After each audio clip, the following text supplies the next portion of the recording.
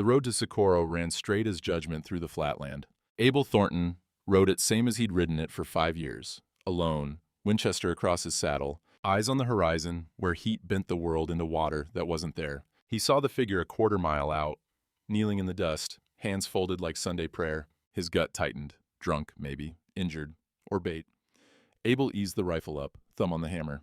Horse moved steady beneath him, hooves soft in the powder. Closer. Not a man, a woman, thin as fence wire. Dress torn at the shoulder, hem black with road dirt. She didn't move, didn't look up. 20 feet, 10. She spoke, flat, emptied out. Kill me first, please, before they find me. Abel's finger rested on the trigger. Wind pulled at his hat brim. Dust swirled between them. He lowered the barrel. Not today.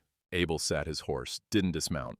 A man learns quick in territory like this. Help the wrong person, you buy their trouble wholesale. The woman stayed kneeling, hands still folded, like she was waiting for something she'd already accepted. You hurt? Abel kept his voice level. No threat in it, but no softness either. She shook her head, barely moved. You sick? Another shake, slower. Abel studied her. Dress had been calico once. Blue flowers, maybe. Hard to tell under the dust and sweat stains. No shoes. Feet wrapped in rags that used to be something else. Hair hung in strings, dark brown gone dull. Face he couldn't see, kept down, like looking up cost too much. Someone after you? This time she nodded. How many? She didn't answer. Maybe didn't know. Maybe didn't matter anymore. Abel shifted in the saddle. Leather creaked. His horse stamped, uneasy. The woman flinched at the sound but didn't run. When'd you eat last? Silence. Then, so quiet he almost missed it. Tuesday. Today was Friday. Abel reached into his saddlebag, pulled out a strip of jerky, deer, salted, tough as rawhide, set it on a rock 3 feet from where she knelt, stepped the horse back. Ain't poisoned, ain't a trade, just food. She stared at the jerky like it might bite her, didn't move. Abel waited, sun hammered down. Sweat crawled under his collar. Horse flicked flies with its tail. Finally, slow, careful, she reached for it, picked it up between 2 fingers like it was made of glass, brought it to her mouth, bit down, chewed once, twice, then tore into it like a starving dog. Abel looked away, gave her that much dignity. When she finished, she folded her hands again, waiting. You got a name? Long pause. Wind pulled dust across the road. Sarah. Sarah. Abel let it sit between them. I'm Abel Thornton. I got a place about 8 miles west. You can rest there, clean up, then you go wherever you're headed. I'm not headed anywhere. The way she said it, flat, finished, made Abel's chest tighten. He'd heard that tone before, in his own voice, the morning after Margaret died. Well, he cleared his throat. You can rest anyway. Sarah looked up then. First time he saw her face full on. Young, maybe late 20s. But the eyes were old, used up, the kind of eyes that had quit asking why. She studied him, same way he'd studied her, looking for the lie, the angle. The moment the kindness would cost her something she couldn't pay. Abel just sat there, waiting. Why? She finally asked. Why what? Why help? Abel thought about that. Could have said a dozen things. Christian duty, common decency, the way he was raised. But the truth was simpler and harder than that. 'Cause you asked me to kill you, and I figure anyone that far gone deserves a chance to climb back. Sarah's mouth twitched. Might have been the start of a smile, might have been something else. Hard to say. What if I don't want to climb back? Then you don't. But at least you'll make the choice on a full stomach. She didn't ask for help mounting, didn't wait for him to offer. Just stood, knees shaky, legs uncertain, and walked to the side of his horse. Abel kept his hands on the reins, didn't reach down. A woman this scared didn't need a man's hands on her even to help. Sarah gripped the stirrup, pulled herself up behind the saddle, sat stiff, hands gripping the cantle, not him. Good. Meant she still had boundaries, still had a self to protect. Abel clicked his tongue. Horse moved forward. Steady, no rush, they rode in silence. The kind that stretches out like wire pulled too tight. Sarah's breathing was shallow behind him. Every few minutes she'd shift like she was deciding whether to jump and run. But she didn't. The sun crawled west, shadows started to lean. Abel's ranch came into view. Small house, weathered barn, fences that needed mending but held. Cattle dotted the hills beyond, rust-colored in the late light. Sarah's grip on the saddle tightened. Easy, Abel said, gentle. Ain't nobody here but me. Just you? Just me. He felt her relax. Fraction of an inch, but enough. Abel reined up by the porch, dismounted slow, gave her space to get down on her own. Sarah slid off. Legs buckled when her feet hit dirt. She caught herself on the porch rail, stood there breathing hard, like she'd run 10 miles instead of ridden 8. Abel pointed to the well. Water's clean. Pump's there if you want to wash. Then to the house. You can sleep inside or out. Your choice. Sarah looked at the house, then at the porch. Chose the porch. Smart woman. Closed spaces were traps. Abel went inside, lit a lamp, pulled a blanket from the chest at the foot of his bed. One Margaret had woven, blue wool, soft from years of use. Brought it out, set it on the porch step, didn't hand it to Sarah. Gets cold after dark. She nodded, didn't touch the blanket yet. Just stood there, arms wrapped around herself. Abel went back inside. Poured cold coffee from the morning pot. Sat at the table by the window. Didn't watch her. But he could see her shadow on the porch boards, standing, still as his stone. 10 minutes passed, maybe 15. Then she sat, picked up the blanket, wrapped it around her shoulders. Through the window, Abel saw her pull her knees to her chest, saw her rest her forehead on them, saw her shoulders shake, once, twice, then go still. She didn't make a sound, but Abel knew that kind of crying, the kind that's too deep for noise. He stayed at the table, finished his cold coffee. Let her have the dark and the quiet in the first safe place she'd found in God knew how long. Outside, the sky bled orange to purple to black. Stars came out cold and distant. Wind moved through the grass, soft as a hymn. Sarah Kendall wrapped herself in a dead woman's blanket and, for the first time in 12 years, felt safe enough to close her eyes. Abel woke before dawn, same as always. Habit carved so deep it didn't need thought anymore. He dressed in the dark, boots, shirt, vest, moved quiet through the house, out to the porch. Sarah was already awake, sitting where she'd sat all night, blanket around her shoulders, watching the sky turn from black to gray to the color of old ash. She didn't startle when he stepped out, just glanced at him, nodded once. Abel nodded back. He went to the stove. Built a fire from last night's coals, set the battered tin coffee pot on to boil, watched the water darken and steam. When it was ready, he poured 2 cups, set one on the porch rail, said nothing, walked back inside to pull on his work gloves. By the time he came back out, the cup was in Sarah's hands. She held it like it might disappear, like warmth was a thing she'd forgotten existed. Abel sat on the far end of the porch, his own cup warming his palms. They watched the sun clear the hills, slow, patient, inevitable. Birds started up, somewhere a cow lowed. The world stretched itself awake. "Thank you," Sarah said, barely more than breath. Abel grunted, not dismissive, just acknowledgement. Words weren't necessary for this. They drank their coffee. The silence between them wasn't comfortable yet, but it wasn't dangerous either. It was just there, like the morning, like the light spreading across the valley floor. When Abel stood to go feed the horses, Sarah stood too. "I can help." Abel looked at her. She was swaying on her feet, still weak, but her eyes were clear, determined. "You don't have to. I know." He studied her a moment, then nodded. "Barn's that way. Hay's in the loft." She worked slow, careful, like every movement cost her something she was barely willing to spend. But she worked. Abel didn't hover, didn't correct her when she used too much hay or not enough. Just let her figure it out. A woman who'd been property that long didn't need another man telling her how to move her hands. When they finished, Sarah leaned against the barn door, breathing hard, sweat on her forehead despite the cool morning. "You all right?" She nodded. Didn't look all right. But she was standing. That counted. "There's a basin inside, if you want to wash up." Sarah's eyes flicked to the house, then away. "Maybe later." Abel understood. The porch was safe. The porch had sky and space and a way out. Inside was different. Inside had walls. "Whenever you're ready." By midday, Sarah ventured in. Abel was at the table, mending a bridle. Leather cracked with age. Needed replacing, really, but replacing cost money, and Abel was a man who made things last. Sarah stood in the doorway, waiting. "Come on in, ain't locked."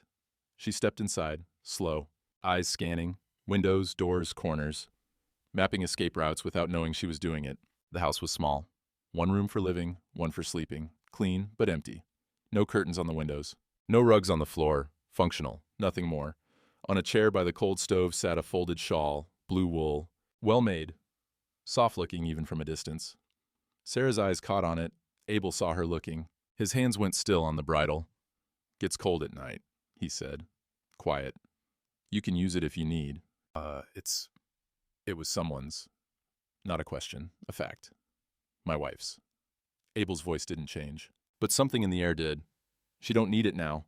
Sarah took a step closer, reached out, hesitated, then touched the fabric. Soft as she'd thought. Smelled like cedar and thyme and a life that used to be. What was her name? Margaret. She died recent. 5 years back, her and the baby both, same night. Sarah's hand stilled on the shawl. She looked at Abel, really looked. Saw the lines around his eyes that had nothing to do with sun. Saw the way he held himself, like a man carrying weight no one else could see. I'm sorry. Abel shook his head. Long time ago. Grief don't care about time. He looked up then, met her eyes, and for a second, just a second, she saw it. The same exhaustion she'd been carrying, the same wondering why he was still here when better people weren't. Abel looked away first, back to the bridle. Shawl's yours if you want it. Margaret would have wanted someone to use it. Sarah picked it up, held it careful, reverent, like holding someone's memory. I'll take good care of it. I know. The days blurred together after that. Abel didn't ask Sarah to work, but she did anyway. Small things at first, sweeping the porch, pumping water, feeding the chickens he didn't have until she mentioned it might be nice to have eggs. So he rode to town and bought 6 hens just to give her something to tend. She was good with them, gentle, talked to them soft while she scattered feed. The chickens followed her around like she was something holy. Abel watched her from the barn, saw the way she moved, still careful, still waiting for the blow that wasn't coming, but less hunched, less ready to run. One evening he found her standing by the well, hands on the pump handle, not moving, just standing there, staring at nothing. You need something? She startled, shook her head. No, just thinking. Abel waited. I keep expecting... She stopped, started again. I keep waiting for you to tell me what you want. Want? For helping me. Men don't just... There's always something they want. Abel set down the bucket he'd been carrying, faced her square. Sarah, I ain't asking for nothing. You can stay long as you need, or you can leave tomorrow. Your choice. Only thing I want is for you to be able to make it. She stared at him, eyes searching for the lie. The trap. The thing that would cost her later. Found nothing but a tired man telling the truth. Why? Her voice cracked. Why do you care? Abel looked past her, at the hills going purple in the dusk, at the sky bleeding out its light. 'Cause I know what it's like to want the world to stop, and I know what it's like when someone makes you keep going anyway. Did you thank them? Not at first. Sarah wiped her eyes with the back of her hand. Quick, like she didn't want him to see. Who made you keep going? Abel's jaw worked. Long silence. Then, the land, the cattle, the coffee in the morning, small things, things that don't ask for nothing back. He picked up the bucket, turned to go, stopped. You ain't a small thing, Sarah, but the principle's the same. Just gotta find one reason. Don't have to be a big one, just one. He walked back to the barn, left her standing there by the well. Sarah looked down at her hands, rough, scarred, hands that had scrubbed other people's floors and cooked other people's meals and belonged to other people. For so long she'd forgotten they were hers. She spread her fingers, closed them, opened them again. One reason. The chickens clucked soft in their pen. The wind moved through the grass. Somewhere, a coyote called. High and lonesome. Sarah picked up a bucket, filled it with water, carried it to the garden plot she'd been eyeing all week, set the bucket down, touched the dirt. She didn't know what she'd plant yet. Didn't matter. The dirt was still there. The water was still good. And tomorrow? Maybe tomorrow she'd start. Above her, the first stars came out, cold and distant and exactly where they'd always been. Sarah wrapped Margaret's shawl tighter around her shoulders and allowed herself, just barely, to believe that morning would come. A week passed, then another. Sarah learned the shape of Abel's days. Up before dawn, coffee on the porch, feed the horses, mend the fences, check the herd, come back at noon for cold beans and bread, out again until dusk, supper, usually just whatever was quick, then silence on the porch until the stars came out and sleep finally took him. She learned he didn't talk much, didn't need to, said what mattered and nothing else. She learned he always warned her before he moved behind her. Gonna walk past you to the barn. Gave her control, gave her choice. She learned that Margaret's shawl sat on the chair every morning because Sarah folded it there every night. Neat, respectful, not hers. Borrowed, sacred. Abel never said anything about it. But she caught him looking once. Something soft in his face. Something that looked almost like peace. Sarah started to breathe different. Stopped checking the horizon every 5 minutes. Stopped flinching when Abel came through the door. Started to believe, dangerous, foolish belief, that maybe this was real, maybe no one was coming. She should have known better. It was a Tuesday, morning sun already hot. Sarah was hanging laundry, Abel's shirts, her borrowed dress, rags that used to be something else. Simple work, good work, the kind that made her feel useful instead of used. The clothesline stretched between the house and the barn. She just pinned Abel's last shirt when she heard it. Hoofbeats, fast, purposeful, coming from the east. Sarah's hands froze on the clothespin. Her whole body went still. That animal part of her brain, the part that had kept her alive this long, screamed run. but her legs wouldn't move. Abel was at the fence line, hammering a post back into place. He straightened, turned. Hand dropping to his side where the Winchester leaned against the rails, the rider came into view. Single horse, good leather saddle, man in his 30s, clean-shaven, wearing a badge that caught the sun like a warning. Deputy Marcus Crane. Sarah knew him, not personally, but she knew the type, young, ambitious. The kind of man who followed the law because following the law meant power, meant being right without having to think about what right meant. She took a step back, then another, the laundry basket forgotten at her feet. Abel walked toward the house, slow, deliberate, picked up the Winchester, didn't aim it, just held it, present, visible. Crane reined up 20 feet from the porch, smiled, the way a man smiles when he knows he's got the upper hand. "Morning, Mr. Thornton." Abel nodded, didn't smile back. "Deputy." "Nice day." "Was." Crane's smile tightened. He glanced past Abel at Sarah. She'd pressed herself against the side of the house, trying to disappear. It didn't work. "That her?" Abel shifted, subtle, but now he was between Crane and Sarah. "That's who?" "Come on now, Abel. Whole territory knows you picked up a stray. Got folks talking." "Folks talk about a lot of things. Don't make it their business." Crane's smile vanished. He reached into his coat, pulled out a folded paper, official looking, wax seal at the bottom. "Got a matter of business here, actually." He unfolded it, held it up.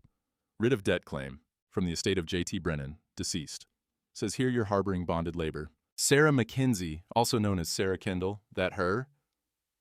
Sarah made a sound, small, broken, like something inside her had just snapped.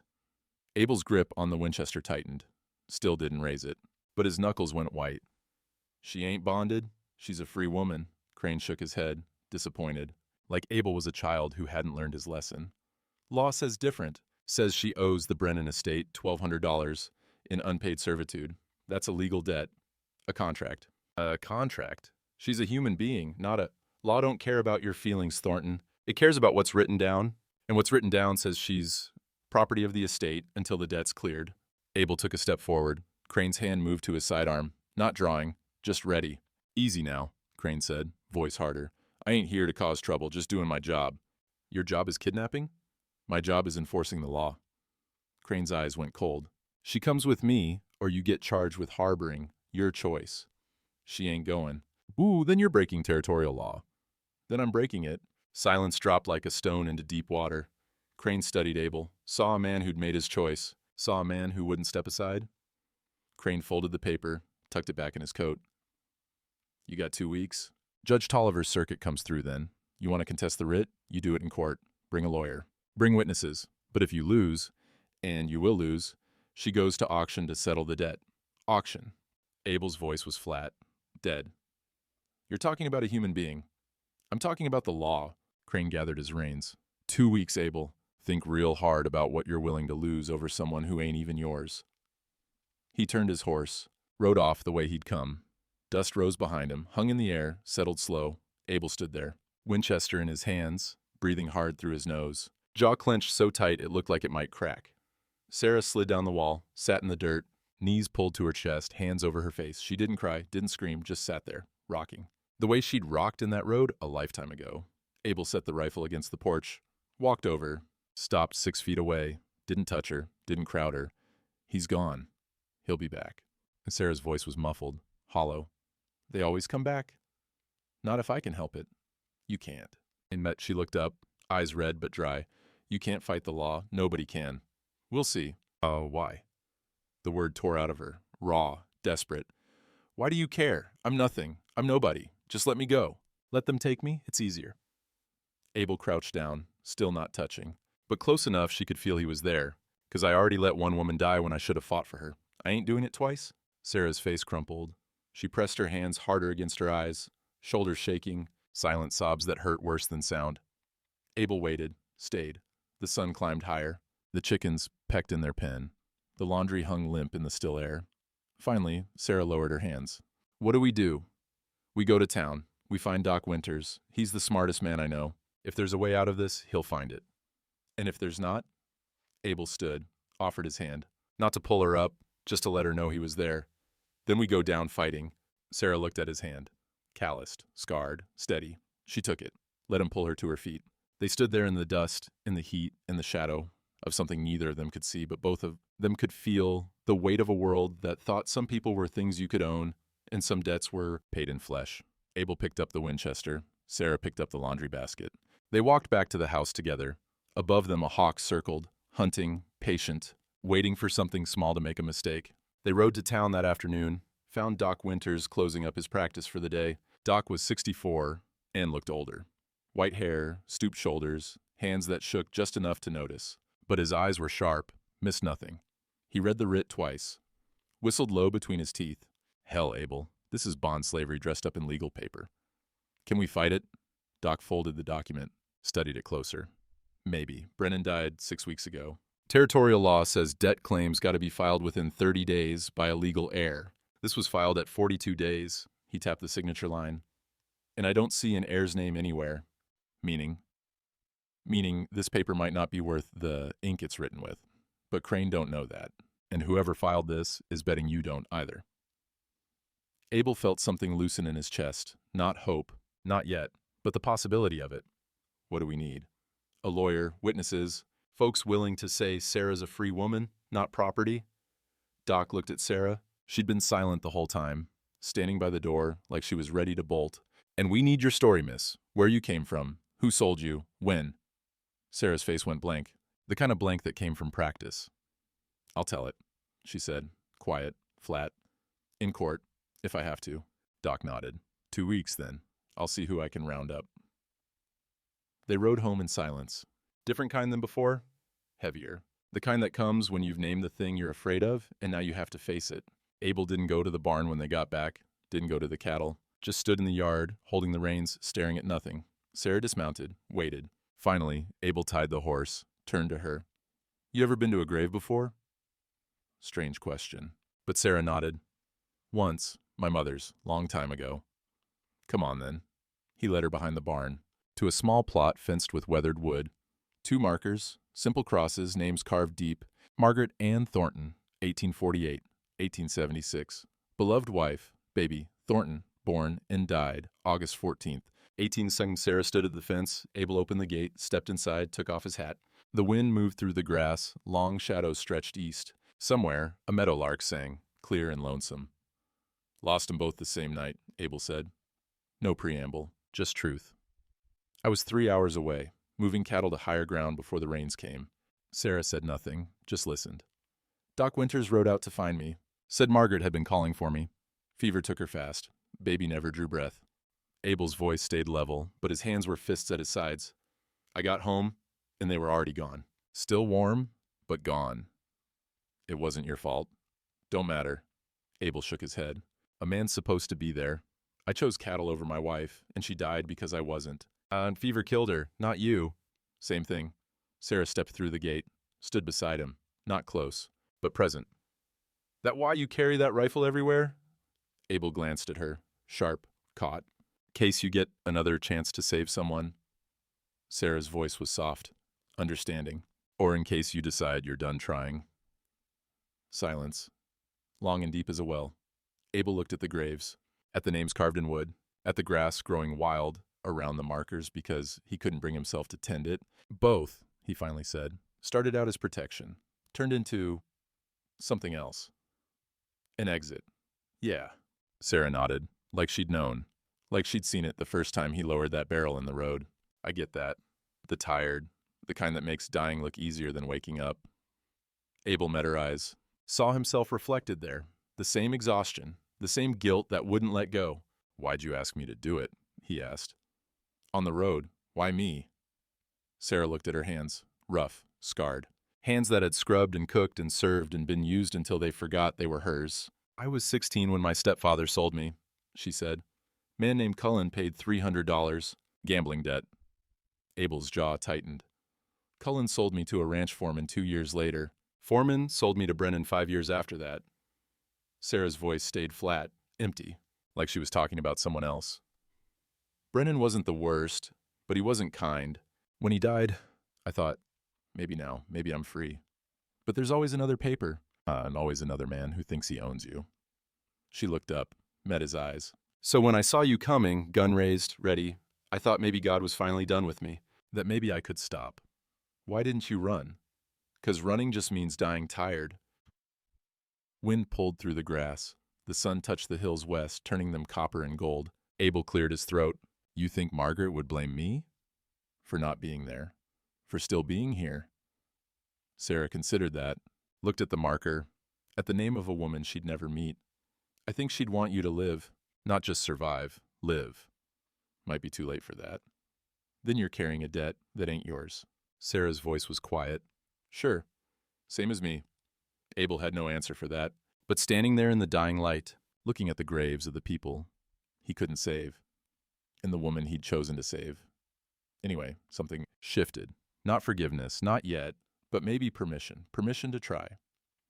Doc said we need your story. All of it. I know. That mean facing things you've been running from? I know that too. Abel put his hat back on, closed the gate behind them. You don't have to do this. I can give you money, a horse. You can disappear. Start over somewhere they don't know your name. Sarah shook her head. I'm tired of running, tired of being afraid. I want free, real free. The kind that don't depend on hiding. But might not work. Then at least I'll know I tried. They walked back toward the house. The sky bled orange to purple. Stars started breaking through. The chickens settled in their coop, clucking soft. Abel stopped at the porch steps, looked at Sarah, really looked. Saw a woman who'd been beaten down and sold off and treated like livestock, but who still had fight left. Still had the kind of courage that mattered most. The kind that shows up even when you're terrified. For what it's worth, he said, I'm glad I didn't pull that trigger. Sarah's mouth twitched, almost a smile. Me too. She went inside, came back out with Margaret's shawl, wrapped it around her shoulders against the evening chill. Abel sat on the porch step, listened to her move around inside, lighting the lamp, setting out cold supper. Small sounds of a life being lived. Above them, the first stars burned cold and distant. The wind carried the smell of sage and dust and the promise of rain that might not come. But it might. And that, Abel figured, was enough to keep going. Abel decided they needed supplies. Flour, salt, coffee running low. Sarah needed proper boots. The rags on her feet wouldn't last another week. More than that, Abel knew hiding wouldn't help. If they were going to fight this in court, Socorro needed to see Sarah as a person, not property, not a rumor. A woman with a face and a name. Sarah didn't want to go, but she nodded anyway. All right. They rode in Saturday morning. Town was busy. Ranchers in for supplies, families doing weekly shopping, kids running between storefronts kicking up dust. Abel tied the horse at Emily Ward's general store, the safest place he could think of. Emily had known Margaret, had been at the funeral, had left food on his porch for months after, never asking for thanks or acknowledgement. The bell jangled when they walked in. Emily looked up from behind the counter, saw Sarah. Her face softened immediately. Well now. Emily came around, wiping her hands on her apron. You must be Sarah. Abel told me about you. Sarah glanced at Abel, uncertain. All good things, Emily assured. You look better than when he found you. Got some color in your cheeks. Sarah managed a small smile. First time anyone in this town had called her by name. But the other customers noticed. Conversation stopped, eyes turned. Whispers started like fire catching dry grass. That's her. The bonded girl. Thornton's keeping her. Ain't legal. Abel felt Sarah tense beside him, saw her shoulders hunch. That old instinct to make herself smaller, invisible. He stepped closer, not touching, just there. Emily shot a look at the gawkers that could have stripped paint. Y'all got business here? Or you just here to gossip like old hens? Most looked away, went back to their shopping. But the damage was done. The air had changed, gone hostile. A man pushed through the door. Ned Hollis, big rancher, owned land north of Abel's place, 55.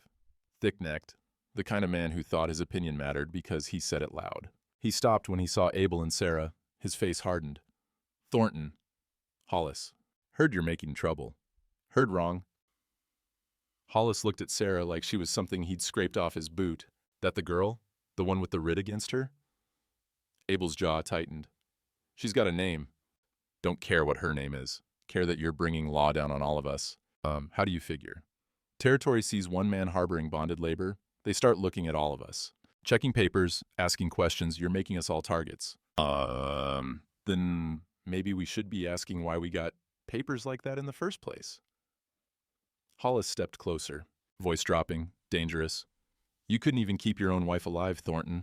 What makes you think you can save her? The store went dead silent. Abel froze, every muscle locked. Face drained of color, Sarah's hand found his arm, steadying him, not herself. Emily came around this counter fast. Ned Hollis, you apologize, right now. I ain't apologizing for speaking the truth. Hollis crossed his arms. Margaret Thornton died because her husband chose cattle over her. Whole town knows it. And now he thinks he can fix his guilt by playing savior to some... Get out. Emily's voice cracked like a whip. Get out of my store. You ain't welcome here. This is a public business. It's my business. And I decide who's welcome. You, out, now. Hollis looked around. Expected support, found none. Even the ones who agreed with him weren't willing to stand with him. Not against Emily Ward. He spat on the floor, walked out, door slammed behind him. The silence that followed was worse than the confrontation. Abel hadn't moved, hadn't spoken, just stood there, staring at nothing, breathing shallow. Abel. Emily's voice was gentle. He's a fool. Don't listen to him. But Abel was already turning, walking toward the door. Sarah followed. Outside, people were watching, judging, some with pity, some with agreement. All of them seeing the same thing. A man who'd failed once and was failing again. Abel untied the horse, mounted. Sarah climbed up behind him. They rode out of town in silence. The ride back felt like miles, like years. Abel's shoulders were rigid, hands tight on the reins, breathing through his nose like he was trying not to break. Sarah held the back of the saddle, didn't speak, gave him space. When they reached the ranch, Abel dismounted, didn't wait for Sarah, just walked straight past the house, toward the barn. Sarah slid off the horse, tied it, followed at a distance. She stopped at the barn door, heard it inside, choking, ragged sounds, the kind of crying a man does when he's held it too long, when it finally tears out of him raw and ugly and unstoppable. She waited, didn't go in, just stood there, bearing witness, 10 minutes, maybe more, then silence. Abel came out, eyes red, face wet, looking like he'd aged 10 years in 10 minutes. Sarah was sitting against the barn wall, waiting. He sat down beside her, not close, but near enough. For a long time, neither spoke, just sat in the dust while the sun climbed and the world kept turning like nothing had happened. Finally, Sarah's voice. It's my fault. I shouldn't have come to town. Ain't your fault. You wouldn't be dealing with this if I'd be dealing with being half dead inside. Still. Abel's voice was rough, used up. At least now I'm feeling something. Even if it's this? Even if it's this. Sarah looked at him. At the man who'd saved her life and was now drowning because of it. What Hollis said about Margaret, do you believe it? Abel was quiet a long time. Then, I left her. I chose cattle over my wife. She called for me, and I wasn't there, so, yeah, I believe it. But you didn't kill her. Same thing. No. Sarah's voice was firm. Sure. It ain't. Fever killed her. Bad timing killed her. But you didn't. I should have... You should have what? Seen the future? Known she'd get sick that night? You made a choice with the information you had. That don't make you a murderer. Abel's throat worked, eyes burning. Then why does it feel like it does? 'Cause grief don't care about logic, and guilt's easier to carry than helplessness. He looked at her then, really looked. When'd you get so smart? About the time I realized I'd been carrying guilt that wasn't mine either. Sarah reached over, took his hand. First time she'd initiated touch since that first night. You're the first person who ever chose me over something easier. Don't you dare tell me that don't matter. Abel's face crumpled. He gripped her hand hard, not hurting, just holding on. They sat there in this dust, while he cried for the second time in 5 years. And Sarah held his hand through it, the way no one had held hers. The chickens scratched in their pen. The wind moved the grass. Somewhere a hawk called, life continuing despite pain, because of it, through it. When Abel could breathe again, Sarah spoke. What Hollis said, about the town. Is he right? Do they all think that? Some, maybe most. But not Emily. No, not Emily. Then that's one. Sarah squeezed his hand. One person who sees the truth. That's a start. Abel nodded. Couldn't speak yet, but he nodded. That evening, Doc Winters rode up just as the sun was setting. He looked grim. Determined. Carried a worn leather ledger under one arm. Found something, he said without preamble. Spread the ledger on Abel's kitchen table. Brennan's estate records. Been digging through the courthouse files all week? He pointed to an entry dated 1876. This is where Brennan bought Sarah from a man named Cullen. Bill of sale signed by James Mackenzie, listed as Sarah's legal guardian. Sarah leaned closer, stared at the name.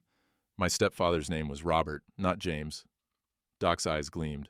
Exactly. The original sale was fraudulent. Forged signature, which means every sale after that is void. Sarah, you've been legally free since 1806. You just didn't know it. The room went still, dead silent. Sarah couldn't breathe. Free? In the eyes of the law, yes, but we gotta prove it in court. Show the judge the forgery. Get witnesses to testify to your stepfather's real name. Sarah's legs gave out. She caught herself on the table, stood there shaking. Abel was beside her, hand on her shoulder, steady. You all right? I'm... She couldn't finish. The word was too big, too impossible. I'm free?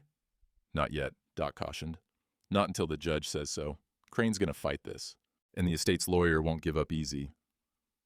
Abel looked at Sarah. You don't have to do this. I meant what I said. You can leave. Disappear. I'll give you everything you need. And then what? Sarah straightened, wiped her eyes. Run forever? Hide? Be afraid every time someone looks at me twice? It's safer.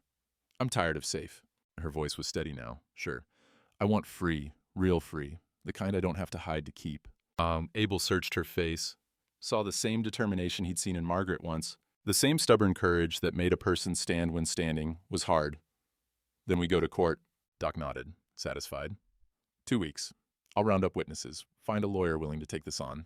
Emily's already spreading the word, got half the women in Socorro ready to show up. Why? Sarah asked. Why do they care? 'Cause you ain't the first woman to be treated like property in this territory, and they're tired of it too.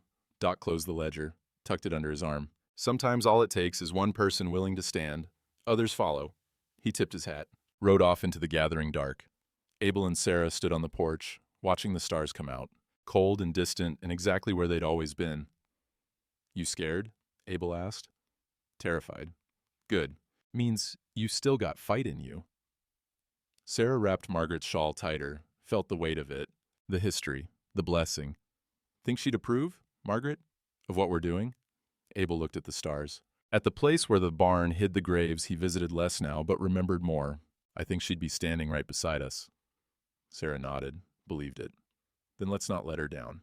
They went inside, lit the lamp, made coffee, sat at the table planning what they'd say, how they'd stand, what freedom might look like if they won. Outside, the night deepened. Coyotes called. The wind carried the smell of rain still a week away. But it was coming, and that was enough. 2 weeks felt like 2 days, then 2 hours, then suddenly it was tomorrow. The hearing was set for 9 o'clock Monday morning. Judge Tolliver's circuit. The whole town would be there, some to support, most to watch, all of them hungry for a verdict.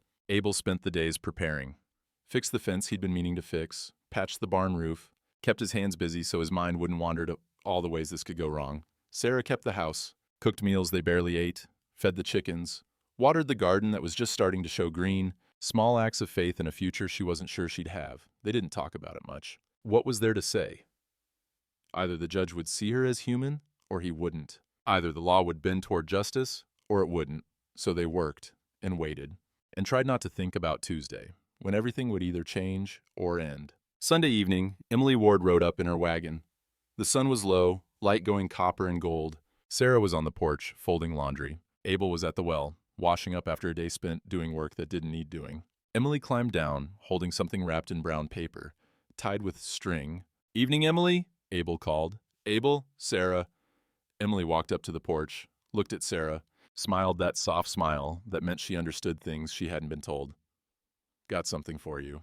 She held out the package. Sarah stood, wiped her hands on her apron, took it careful, like it might break. What is it? Open it. Sarah untied the string, unfolded the paper. Inside, a dress. Simple calico, blue with tiny white flowers. Clean, new, made for a person, not handed down from someone else's charity. Sarah's hands trembled. I don't have money to. It's a gift. Emily's voice was firm, kind. From one woman to another. Can't have you going to court in borrowed clothes. You need something that's yours. And Sarah held the dress up. It was beautiful. Not fancy, but new. Hers. First piece of clothing she'd owned, really owned, in 12 years. Her eyes filled. Emily, don't. Emily reached up, touched Sarah's cheek. You got nothing to thank me for. You just wear it tomorrow. Hold your head up. Show that judge you're a person worth respecting. Sarah nodded, couldn't speak. Clutched the dress like it was made of hope and sunlight. Emily looked at Abel. I'm bringing the women, tomorrow. 20 of us. Maybe more. We'll sit right behind you. Let Tolliver see what he's ruling on. Abel's throat tightened.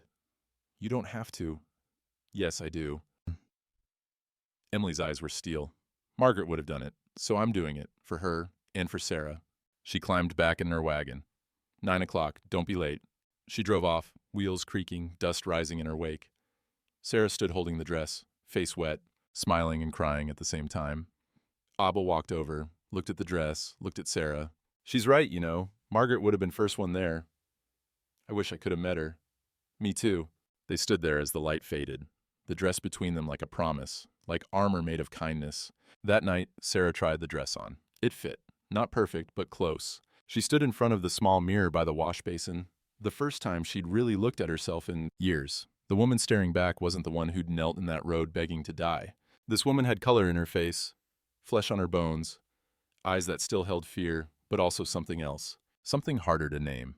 Determination, maybe, or just the stubborn refusal to quit. Abel knocked soft on the doorframe. All right in there? Yeah. Sarah turned. Let him see.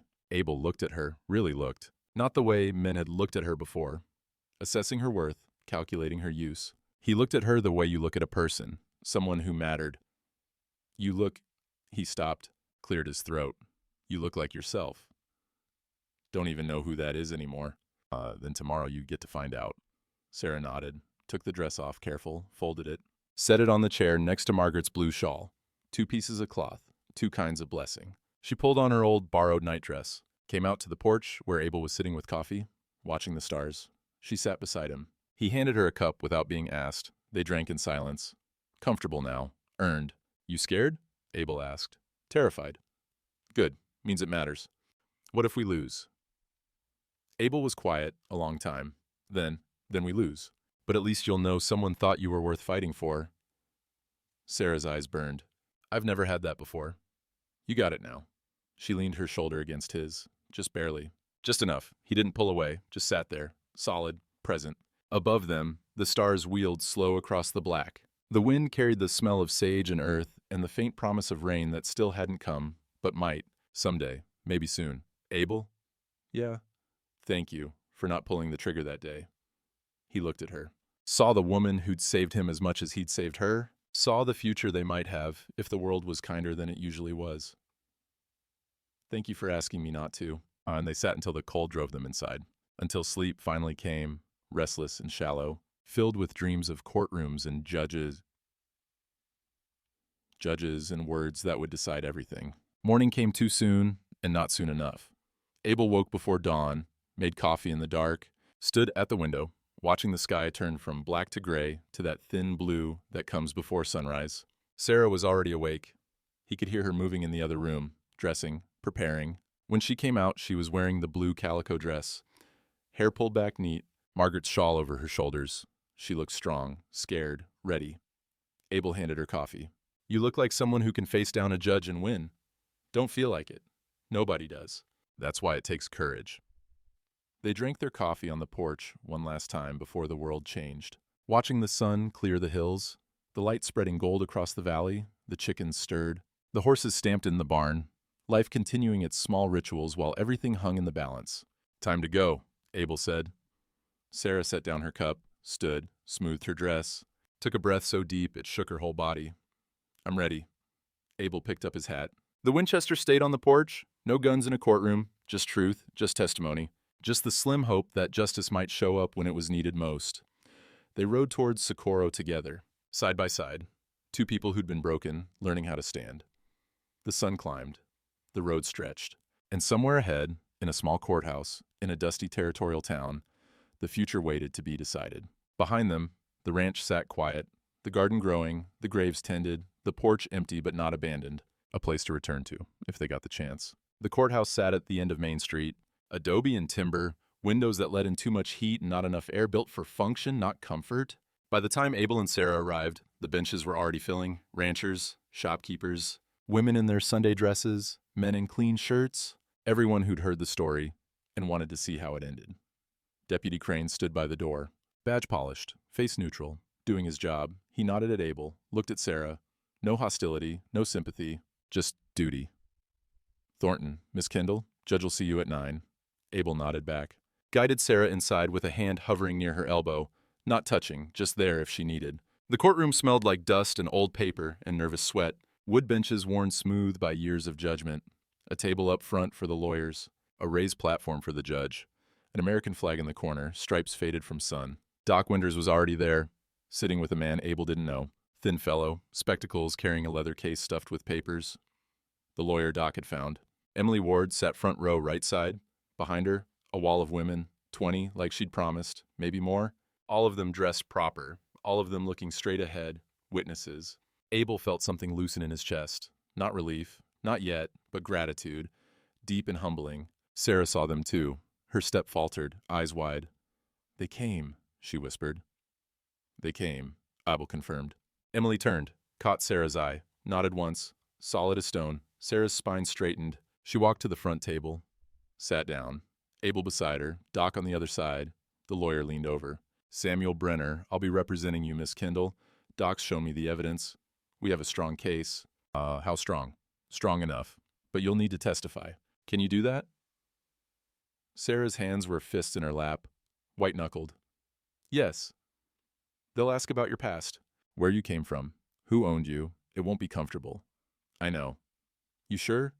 Sarah looked at Abel, at Emily, at the women behind her who'd come to stand witness, at the life she'd started to believe might be possible. "I'm sure." Judge Tolliver entered at 9 sharp, 65 years old, white beard, eyes like flint, the kind of man who'd seen everything twice and believed half of it. "All rise." Everyone stood. The judge sat. Everyone sat. Tolliver looked over his spectacles at the packed courtroom. "Well, seems we got ourselves an audience.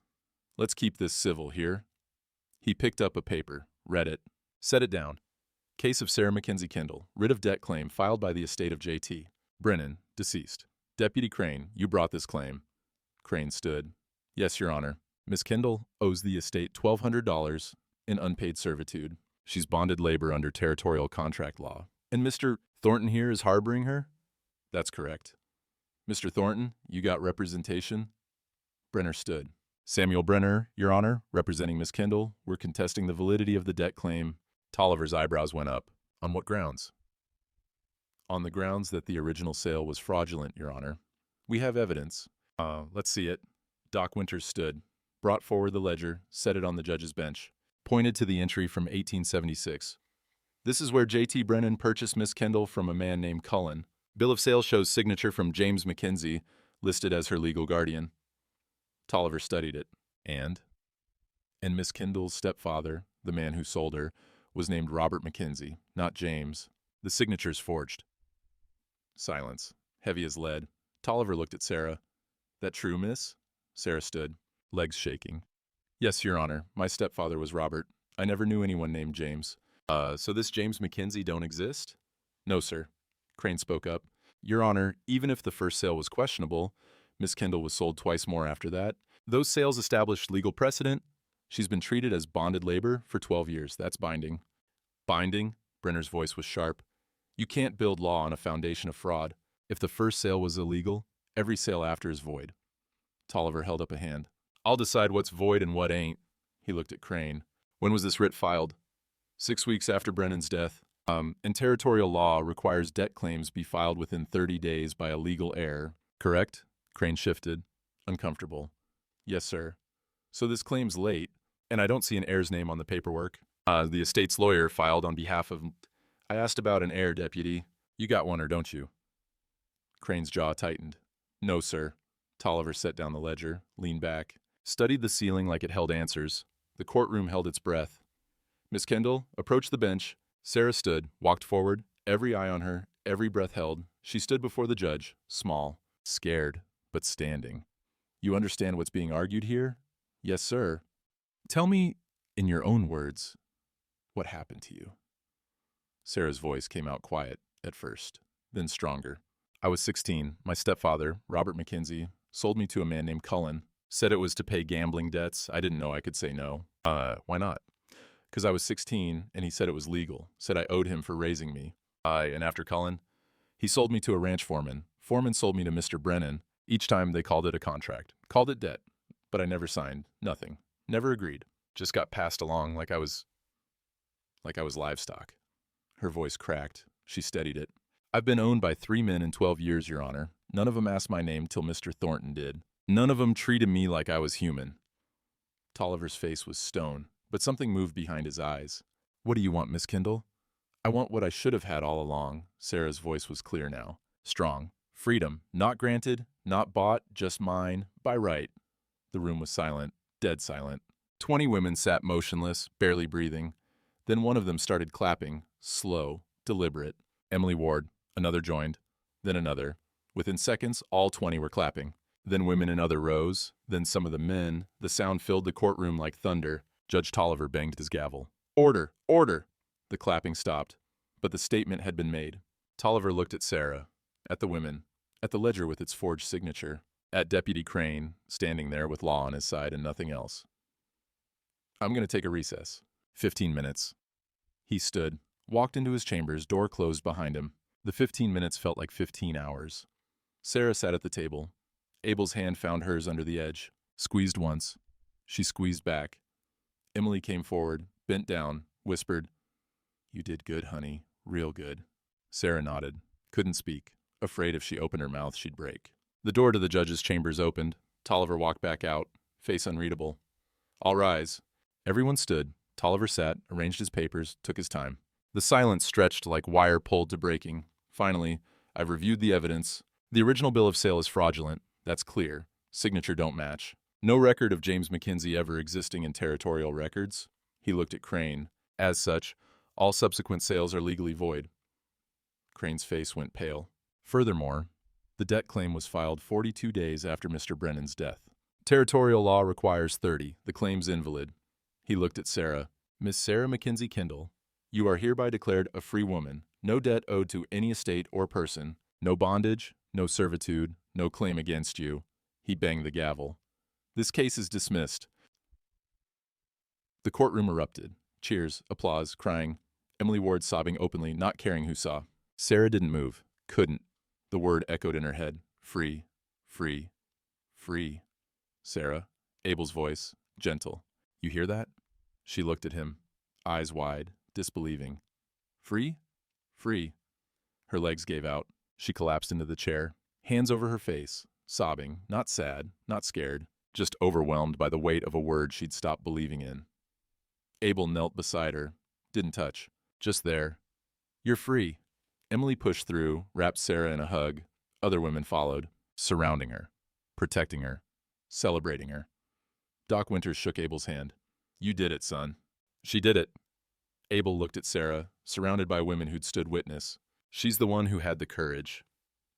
Outside, through the window, the sun climbed high, bright and merciless and beautiful. The same sun that had beaten down on her in that road. The same sun that would rise tomorrow on a woman who belonged to no one but herself. Deputy Crane walked past, stopped, looked at Abel. You won. The law won. Crane considered that, nodded. Walked out. Job done. Right or wrong, he'd followed his orders. And the judge had followed the law. Sometimes that was enough. Sarah finally stood, face wet, smiling, shaking. She looked at the women, at Doc, at the lawyer, at Abel. Thank you, she whispered. All of you. Thank you. Emily wiped her eyes. You gave us something to stand for, honey. That's worth more than thanks. And they filed out into the sunlight. Into the day that Sarah Kendall owned. Into the life that was finally, impossibly, hers. Ashes and agency. They rode home in silence, but it was different now. Lighter, like the air itself had changed. Sarah kept touching the folded paper in her pocket. The judge's declaration. Signed and sealed. Proof that she was real, that she existed, that she belonged to herself.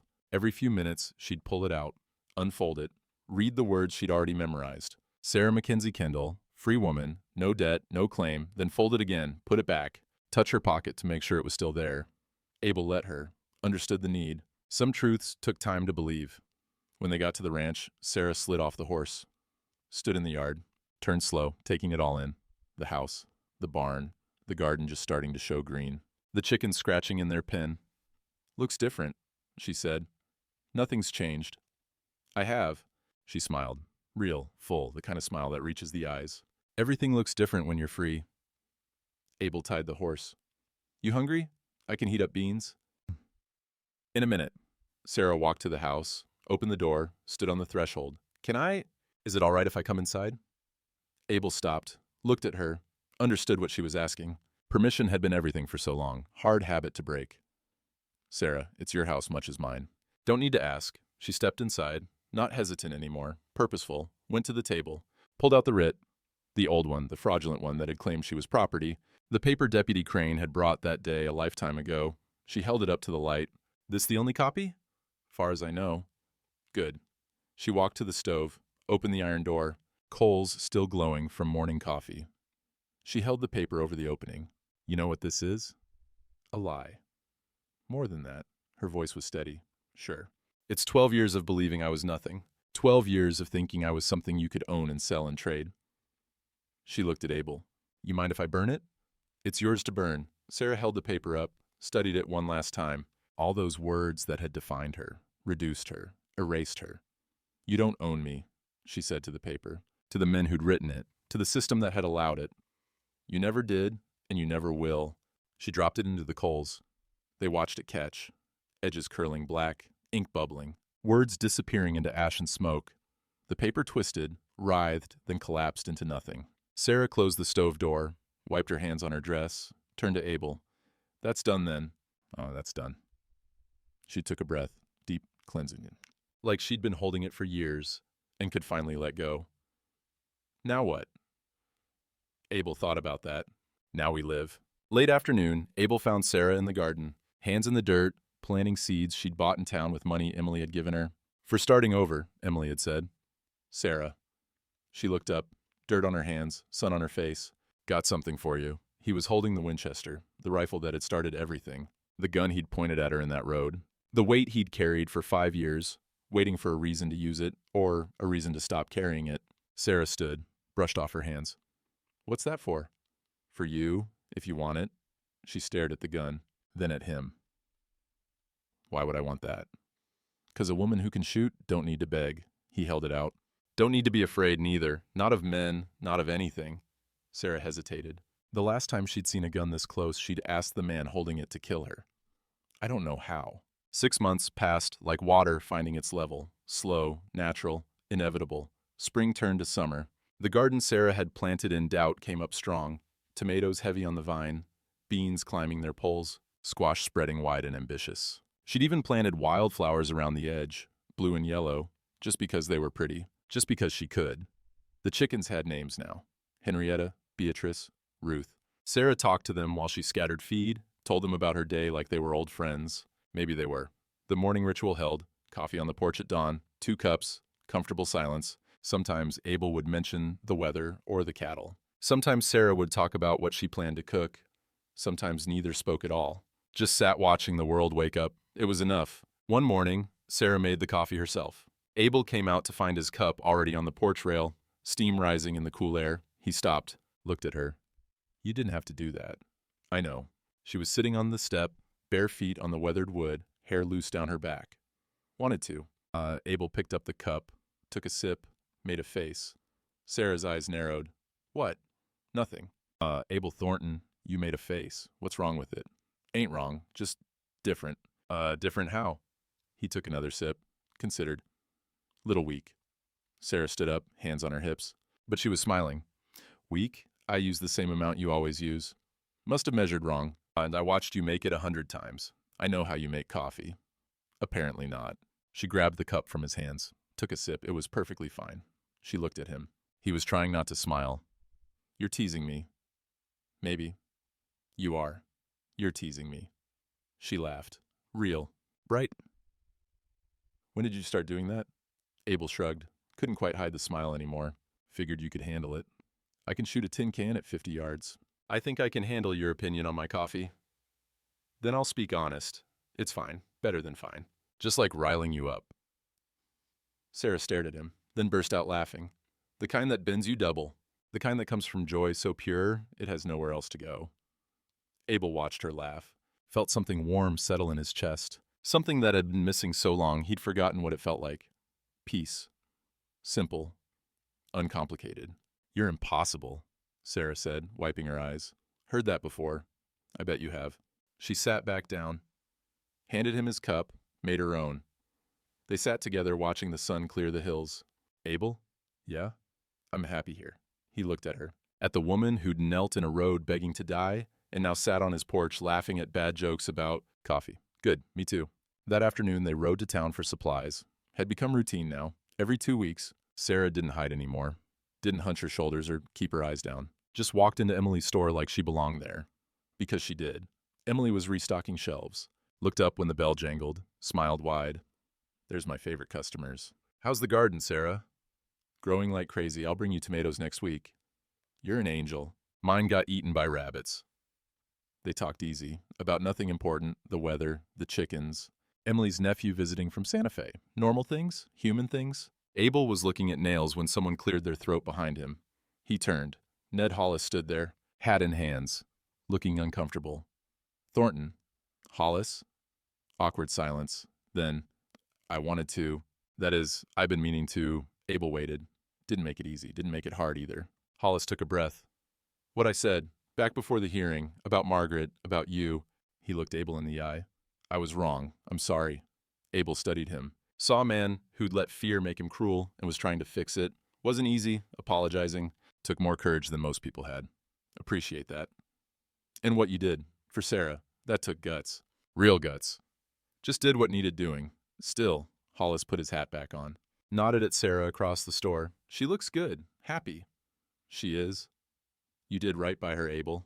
By all of us, really. Reminded us what matters. He walked out.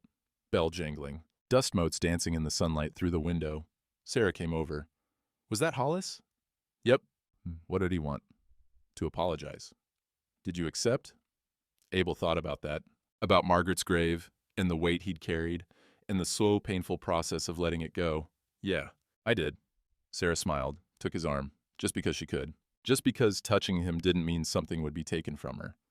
Proud of you. For what? For forgiving. Learned it from you. They finished their shopping, loaded the wagon. Emily threw in extra flour. For those biscuits you're going to make me. Deal. They rode home in the late afternoon light, the kind that turns everything gold, sacred, like the world was holding its breath before exhaling into evening. Sarah leaned back against the wagon seat, closed her eyes, let the sun warm her face. You know what I was thinking? What's that? Maybe we get a pig for winter, salt the meat. Would be nice to have pork. A pig. Yeah, and maybe another horse. So I can ride when you're working. Don't always want to sit around waiting. Abel glanced at her, at the woman making plans. Talking about winter like she'd be there to see it. Building a future in small, practical pieces. Sounds good. You mean it? I mean it.